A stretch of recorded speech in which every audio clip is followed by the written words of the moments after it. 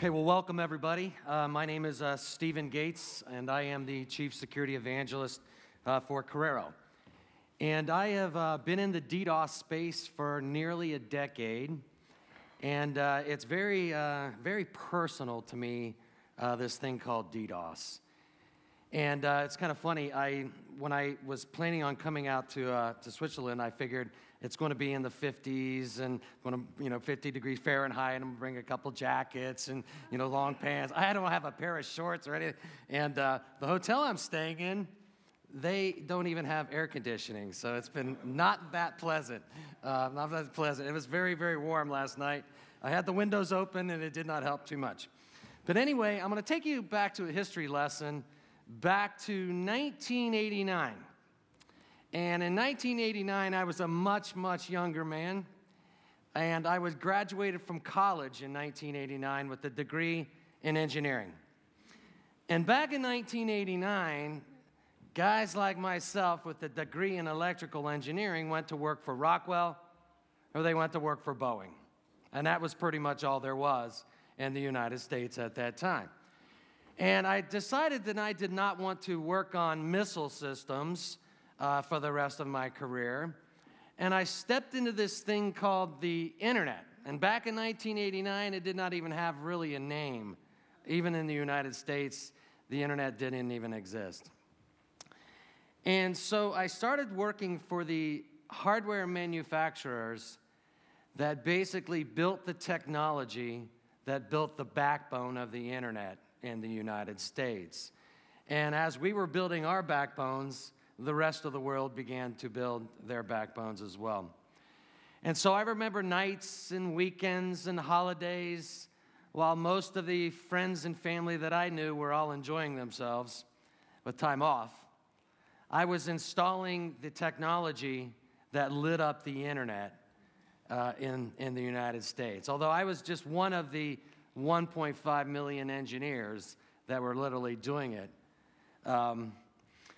But it's very personal to me. How many people can remember a commercial or a sound, or this was very common in the United States, American Online, right? And you've got mail, right? Well, DDoS to me is about America offline.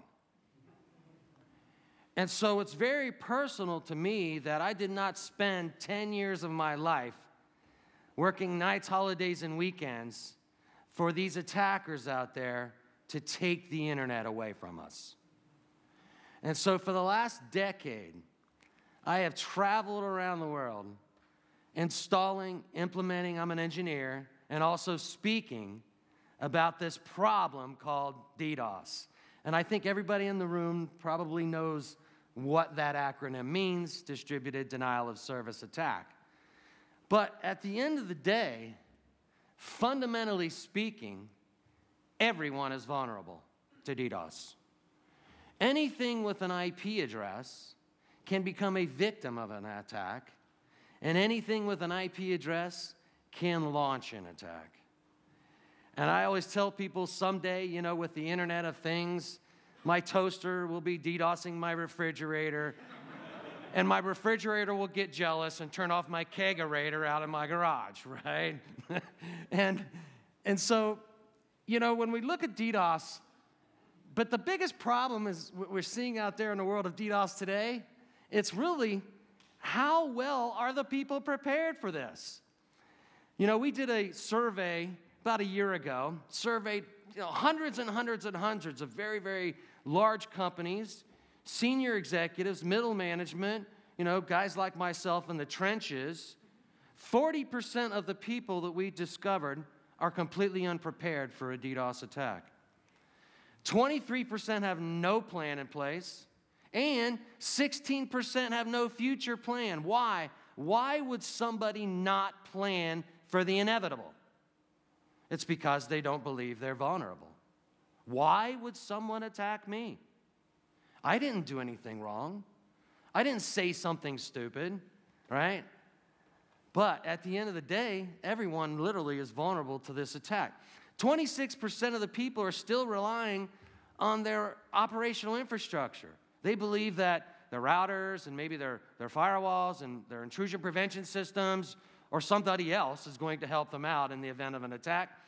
And 50% of the people have never even tested whether they would survive an attack or not. And we at Corero, we believe that is a huge opportunity, for our channel, for our partners, to go out there and to begin to educate, number one, about this problem, but also, number two, is providing solutions, because at the end of the day, it's all about confidentiality, integrity, and availability, right? That's the CIA triad. However, guess what happens? Availability goes away, and who cares about confidentiality and integrity? Because I guarantee one thing, when I take you completely offline, you won't have to be worried about getting breached. You just will be down, and it'll be you offline. So, DDoS attacks are one of the easiest things in the world to pull off. You do not have to be an expert to be an attacker. You don't have to know how to write code. You don't have to know, how to basically debug systems or anything like that. You have to have very little intelligence. All you need to be able to do is push a keyboard or click a mouse. And, we look at some of these trends out there today. 20% of the data center downtime is caused by a DDoS attack around the globe. Also, 86% minutes is the average outage that organizations are experiencing. $8,000 per minute downtime, that's very, very expensive. And finally, $700,000. $700,000 per outage, right? And we're talking about not only, the enterprise organizations out there, but what happens to the ISP, the hosting provider, the gaming provider? Sony is facing another terrible Christmas season. And Sony, as a matter of fact, just put out a huge RFP earlier this year because they're trying to prepare for the onslaught that they know is going to happen to the PlayStation Network again this holiday season. And I hope those folks can actually survive it because they are in the crosshairs and they know it. Let me ask you this. How many of you in this room know what these are? 1, 2, 3, 4, 5 people. 6 people. Well, each one of these are DDoS attack tools that you could download. Well, most of them are. But you can download these tools. They're scripts many times. Some of them even have very nice little GUIs. It's kind of like playing a video game. Ha, ha, ha. I'm going to get you, click. They're so easy to use. I have a 7-year-old granddaughter, and a year ago, well, she's 8 now, a year ago, she was 7, and I actually was showing her some of these tools and what they did and how they worked. And she completely understood what I was talking about. And literally, one of these days, and hopefully, I teach her to be a good, certified, ethical hacker.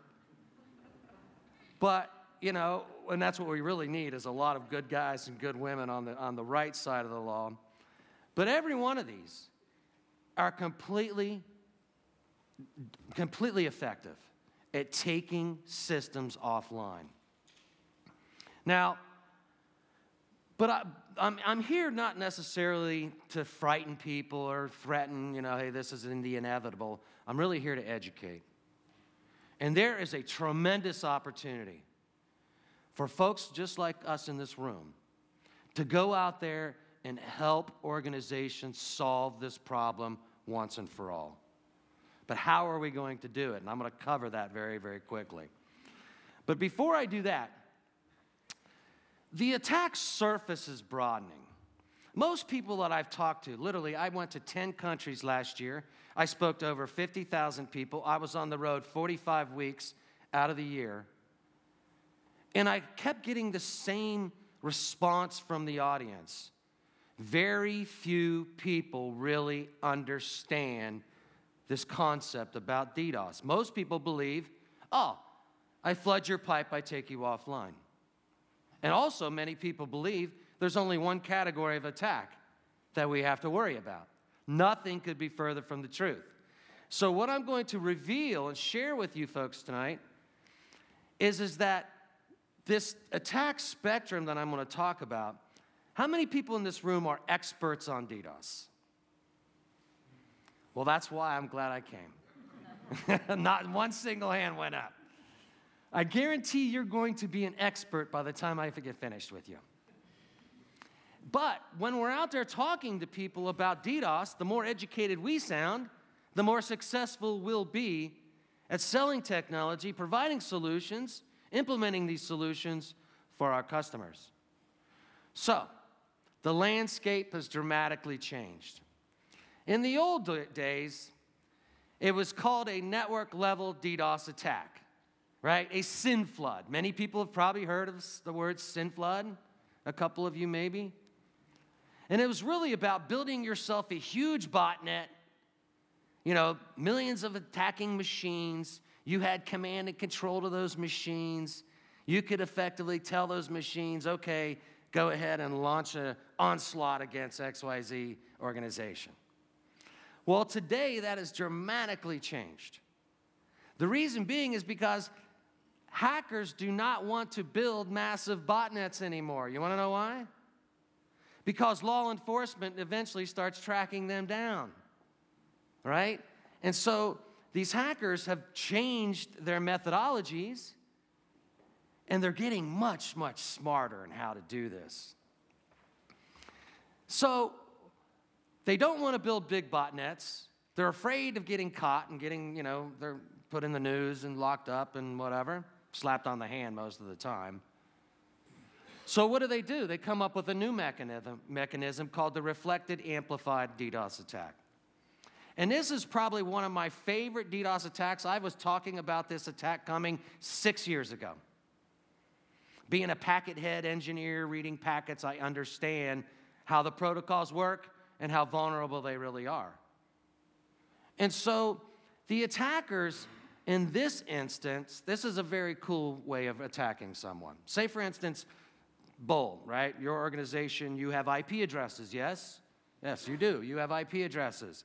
Me, Mr. Hacker, would take me about 1 minute to figure out what your IP addresses are. Maybe less than 1 minute. Maybe 30 seconds, right?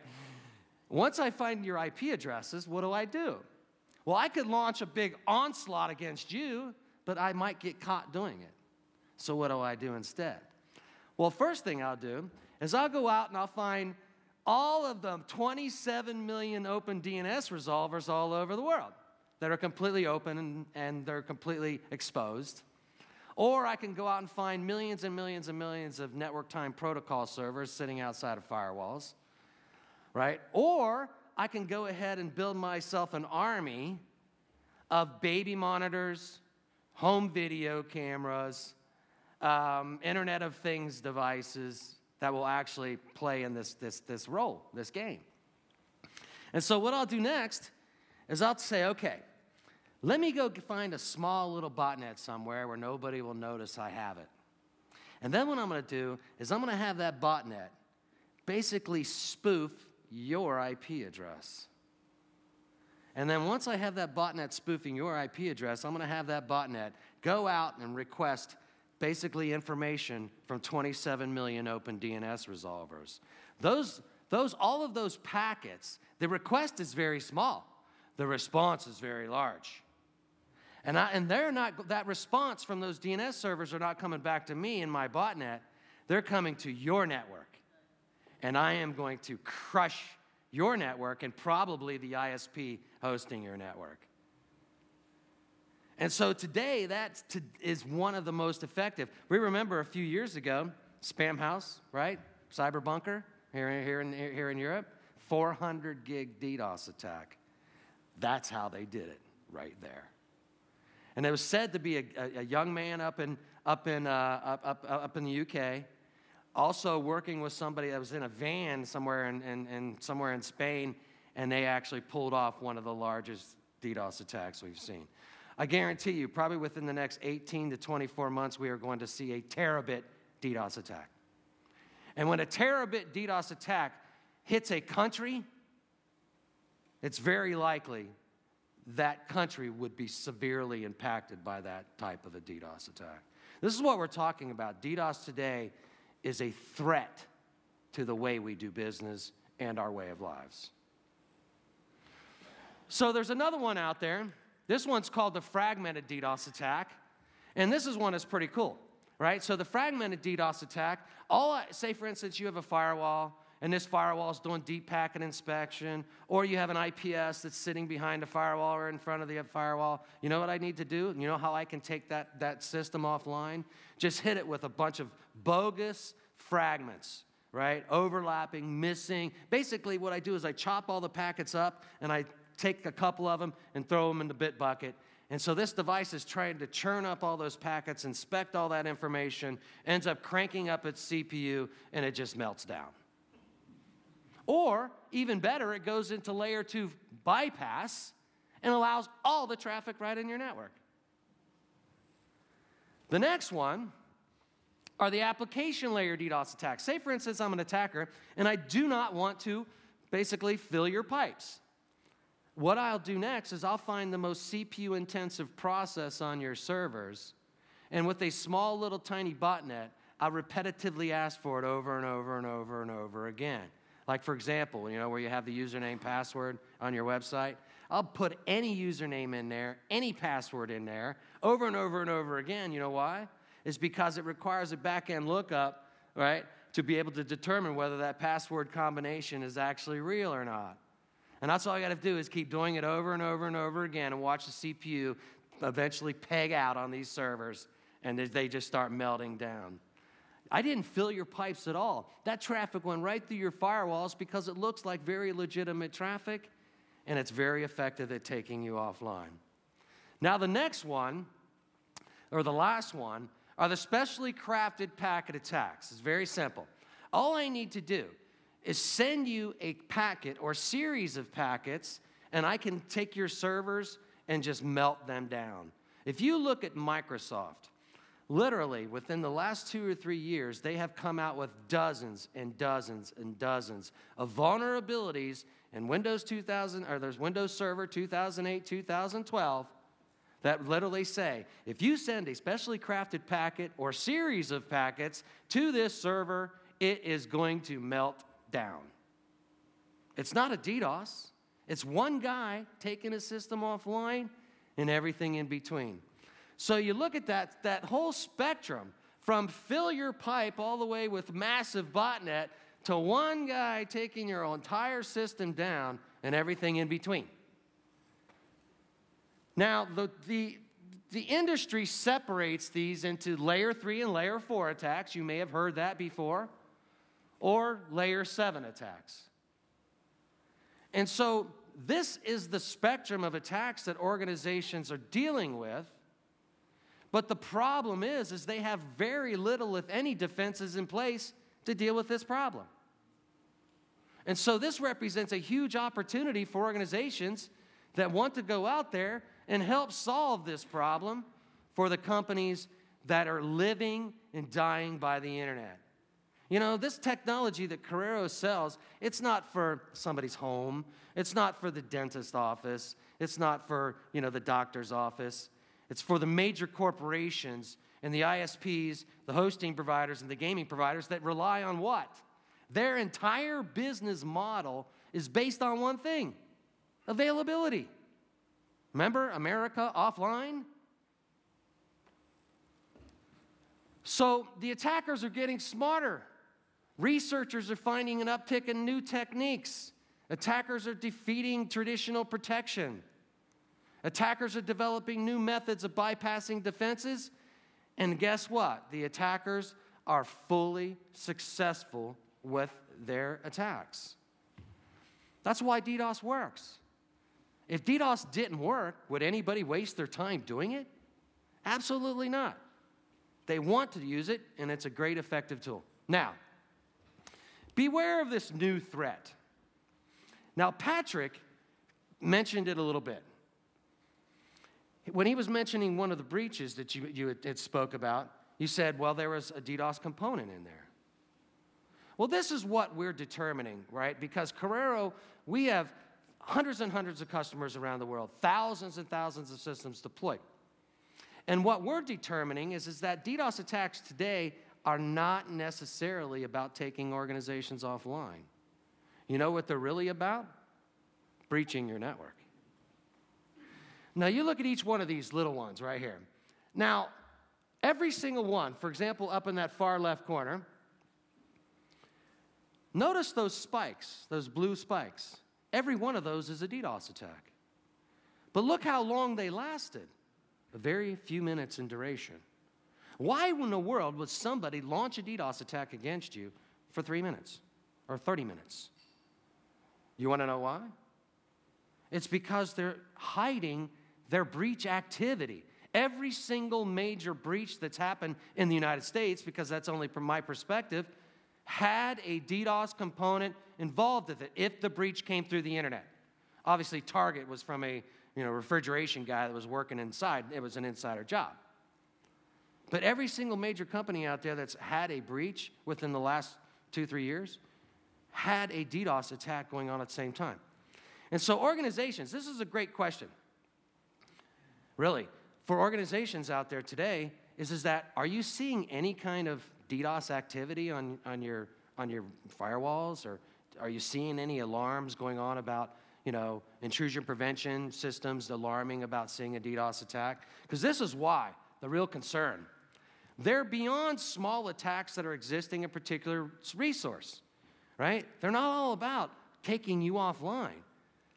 They're worse than traditional attacks that fill your pipes, because like I said, if I fill your pipes and you're down for like 3 days, you can have a really good night's sleep because you know you're not being breached, right? Because you're down, you're just melted down and nobody could even get to you. But these attacks are different.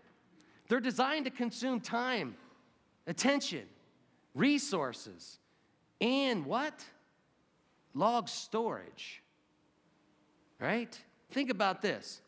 If I can get your firewall to generate 100,000 events per minute or second that are nothing but DDoS, because most firewalls will alarm when you hit them with a SYN flood. They'll send off an alarm, SYN flood, detected, packet dropped. Great. If I get that firewall to generate 100,000 events per minute or per second, do you think, statistically speaking, there's a little, I guess there's a bad, not a well-known secret out there. Most logging systems do coarse sampling, right? And if I can get that logging system to have nothing at all but DDoS logs in there, most likely the organization that's monitoring those logs, or the group of people monitoring those logs, they are going to miss that one log where I just breached your network. And so the attacks are a diversion for much larger threat. They enable persistent backdoors, planting malware, data exfiltration. And in this case, DDoS is no longer about denial of service. DDoS is about denial of security. It's very simple. If I can take all of your attention away from the breach activity, then, therefore, I've just effectively breached your network and I hid my tracks. The problem is real and pervasive.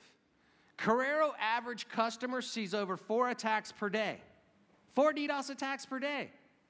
Some customers see more at key times.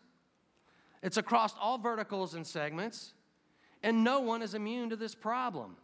Also, subsaturation bandwidth, short duration attacks, 96% of the attacks are less than 30 minutes, 73% of them are less than 5 minutes in length. And so these statistics reveal the fact that DDoS today is being used as a tool to breach people's networks. And there's really very few people that understand this type of activity and what's actually going on, and also how to articulate it very effectively. This is a great question. Do you see any DDoS attack activity in your logs whatsoever? And most customers will say, well, yeah, a little bit, but we're not down. Well, just because you're not down doesn't mean you don't have a problem. If you see any kind of activity regarding DDoS, that should be a red herring. You've got a serious problem. Someone is trying to breach your network at the same time. Now, let's talk a little bit about evolution of DDoS defenses, because I love this part. And I love where we came from and hopefully where we're going. Now, in the old days, this is what DDoS defense looked like, DDoS 1.0. I'm guessing it's been about a decade. It was back in the early 2000s. A company came out with a technology that would basically, they sold it to the ISPs. Every single ISP on the planet, big, large ISPs, tier ones, have this technology. And what it was designed to do was to be able to collect net flow records from edge routers and ISPs networks and basically do traffic shaping and also determine, hey, is there any congestion points here? I need to reroute some traffic here or there, and I need to, it was a monitoring tool.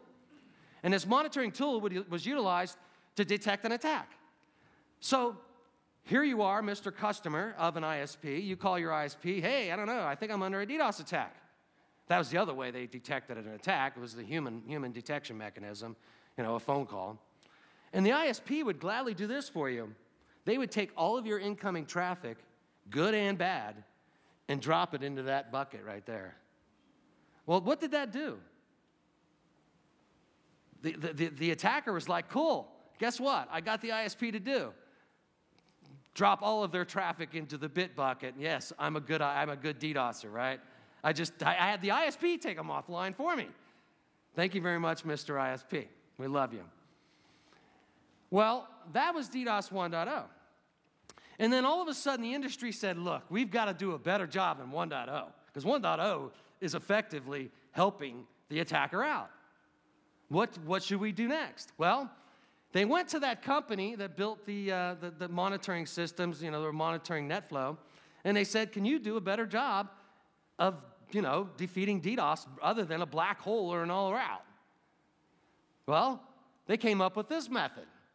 They said, okay, well, the bar's not very high here. We have to do something just a little bit better than black hole.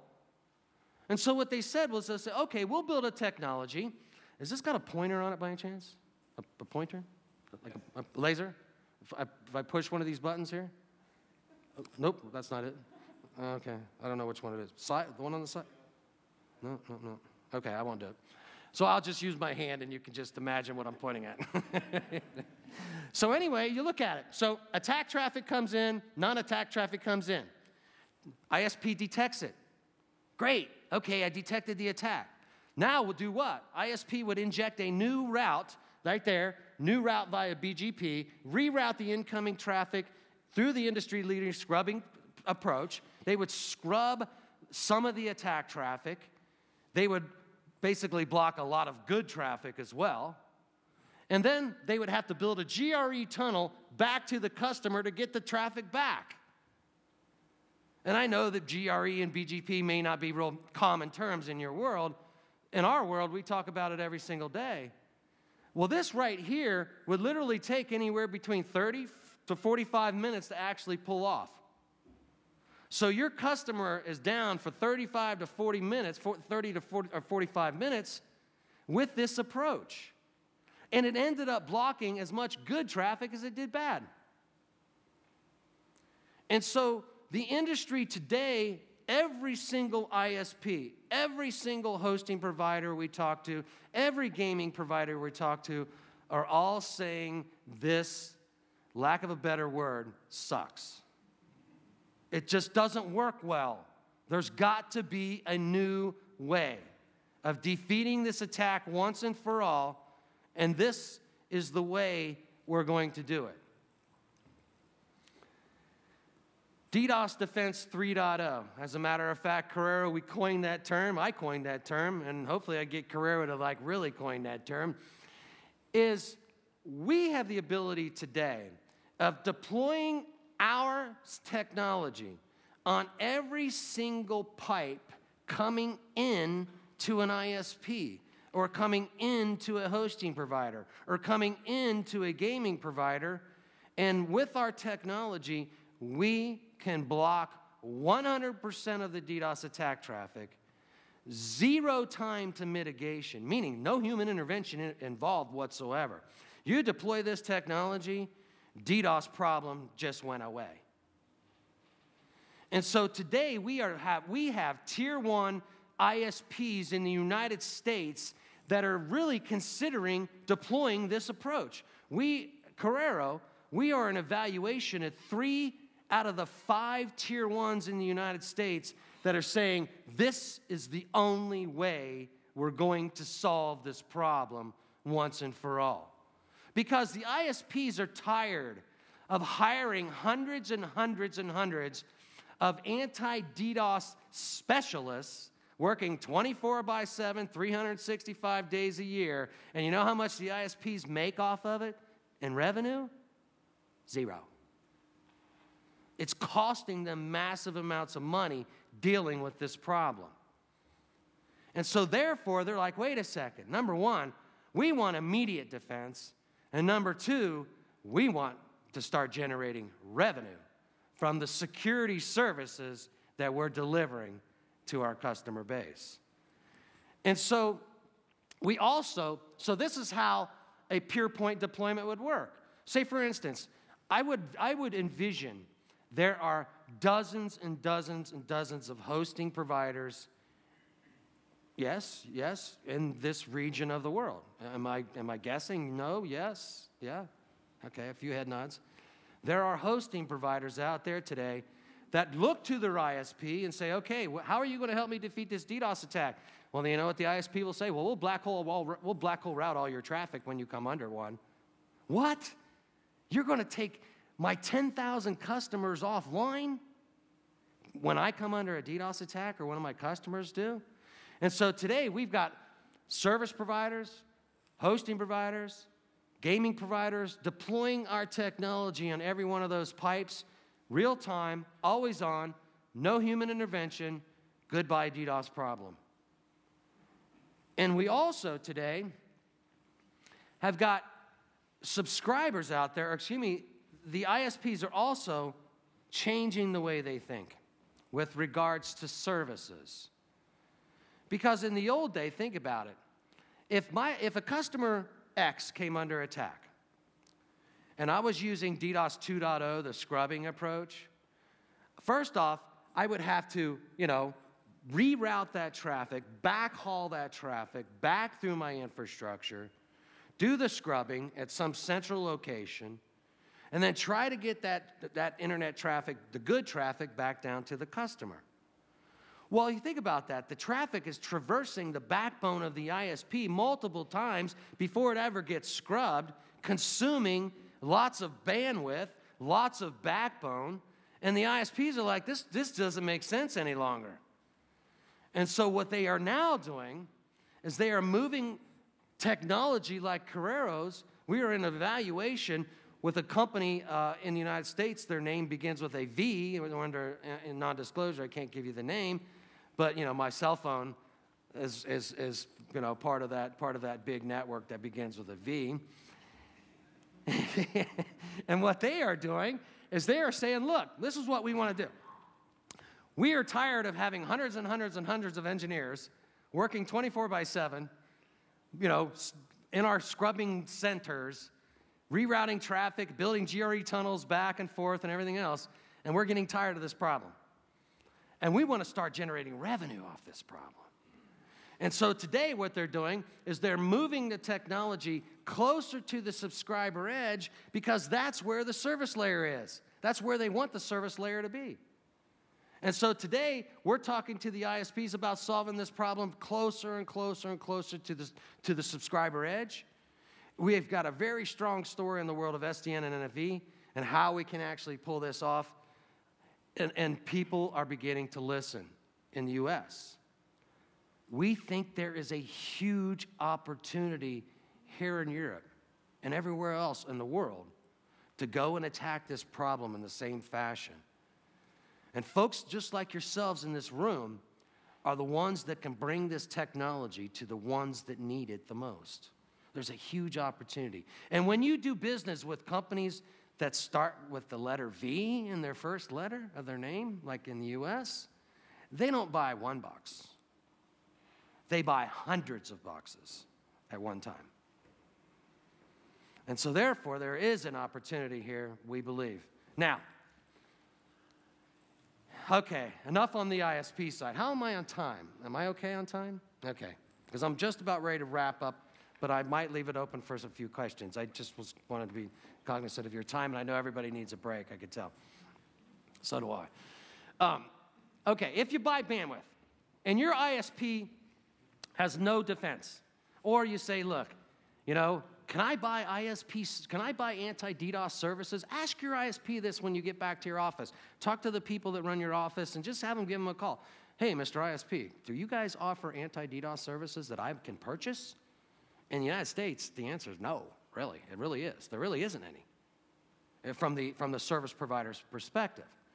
And so in the United States, there's really three options. You can deploy on-premise technology, something sitting out there, out in front of your firewalls, being able to help mitigate these attacks. Or you can sign up for a cloud-based anti-DDoS service. How many people have ever heard of Prolexic? Right? How about VeriSign, Akamai, you know, Newstar, Cloudflare, NexusGuard, right? Those are all, or at least all those companies have cloud-based anti-DDoS capabilities. So what do? You go with one or the other. Technology on-premise or sign up for a cloud-based anti-DDoS service. Well, it's very simple. It's really both.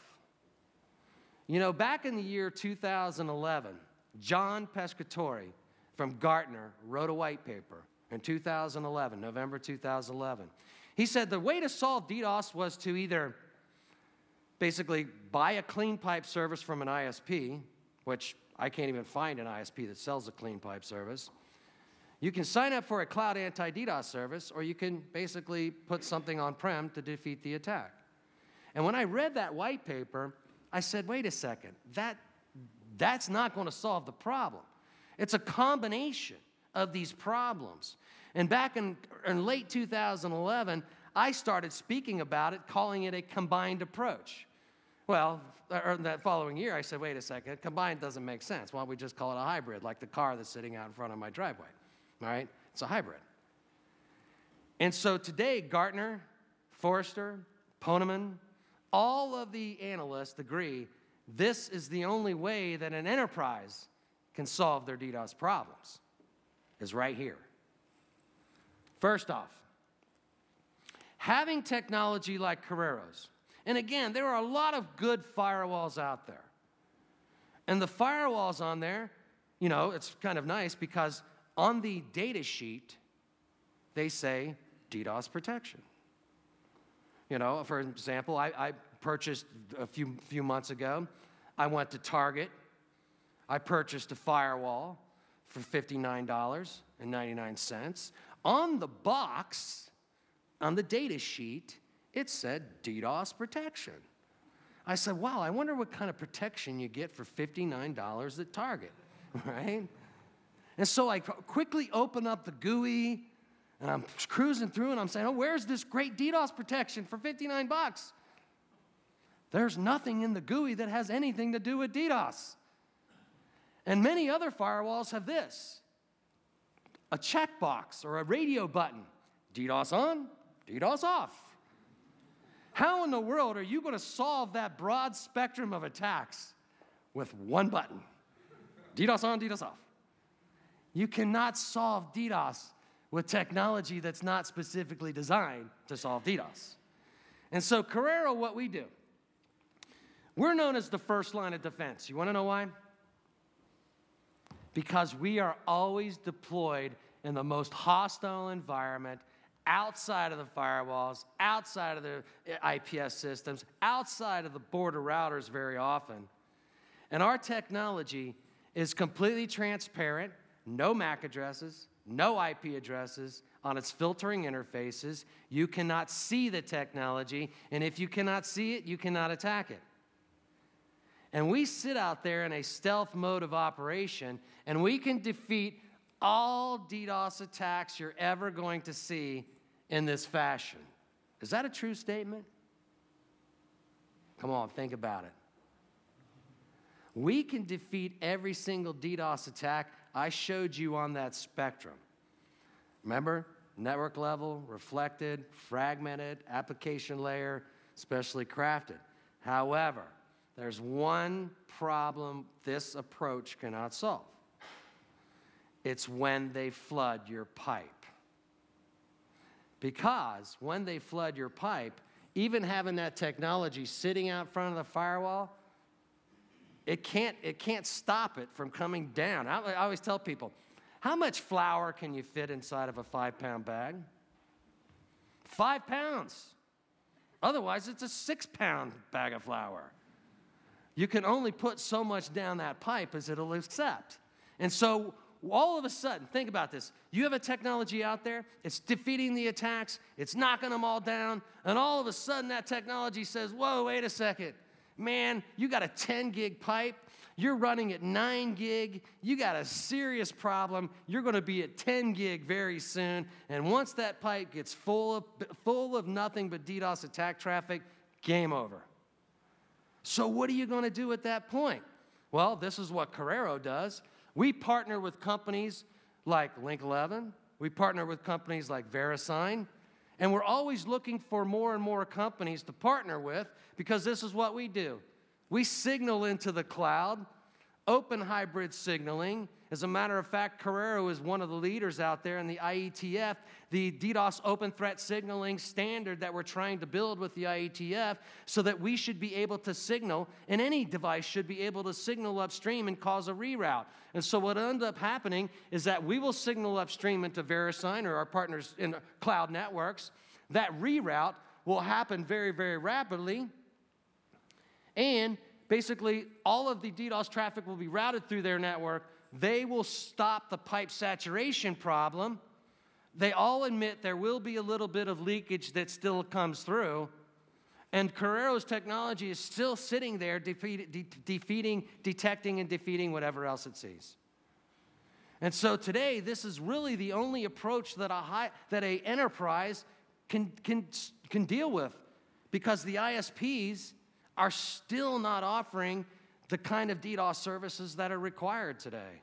And so when we're waiting for the ISPs around the globe to catch up, the only thing that we can do is this approach right here. And I often hear people say, well, why don't we go with just the cloud? Why don't we just have those in our back pocket? We'll use them when we need them the most. You know, we'll get a contract in place, and when we ever come under attack, we'll do a reroute. Well, guess what? Remember those graphs I showed you earlier of those little 3-minute attacks, 30-minute attack, 20-minute attack? Remember, this reroute many times takes anywhere between 30 to 45 minutes in some cases. Remember, it's BGP route injection. Nobody takes BGP very lightly. You could break an entire network if you break BGP. And so what ends up happening is that if you only go for cloud, you haven't solved your problem. If you only go for on-prem, you haven't solved your problem. The only way an enterprise is going to solve this problem is to do both. And I don't even think I'll use all of that up, because there's an opportunity here. DDoS Defense as a Service. I like that. DDAAS. I made that up. And hopefully it catches on. But one of those kinds of things is something you just can't trademark, right? If I could, I would. So service providers, this is what you got to tell them. Look them in the face and look them in the eye and say, look, you're not being DDoS, your customers are. Why are you paying for this problem? Start charging them for this problem. Nobody's attacking the ISP unless they're attacking their DNS and their mail. They have a big problem, then they're solving that. But the ISPs, when you look at it and you look them in the face and say, look, why don't you start generating revenue from this? Everyone agrees that the threat is real and that the risk must be managed. Opportunity to monetize real-time defenses as a new revenue stream. We have got hosting providers and gaming providers in the United States that have deployed this box, our technology, in front of their networks, and literally have paid it off in less than 6 months. because of the revenue that they're generating by offering DDoS defense as a service to their customer base. Hosting and gaming providers, again, it's a differentiator. When you're talking to a hosting provider, you say, well, look, this guy over here has got DDoS defense on his website. You don't. Guess where I'm going to host my sites? I'm hosting them there, not yours, because you have no defense in place. The ISPs can offer always-on service, and ISPs can offer a hybrid solution. And so today, that's what really Corero's target market is. The ISP space. And in the United States, we have many, many smaller ISPs, the rural ISPs, right? I don't know how it is in the here in Europe. But we're going after the Tier 1 ISPs as well. They want to solve this problem in the U.S. once and for all. And everybody, around the globe is feeling the same. We also, our target market is hosting providers, service providers, gaming providers, and the very, very high-end enterprise. So that's all I had today. Again, that's my email address. If anybody would like a copy of this presentation, kick me an email. If you'd like, connect with me on LinkedIn. I'm usually out there blogging. I'm chattering about something. I would love it if you liked it and shared it, or share it out to your contacts, share it out to your group. And let's start generating the conversation around DDoS. This is a big problem. And again, when I talk about confidentiality, integrity, and availability, when availability goes away, the other two don't matter. It's that simple. Thank you, everyone, for your time.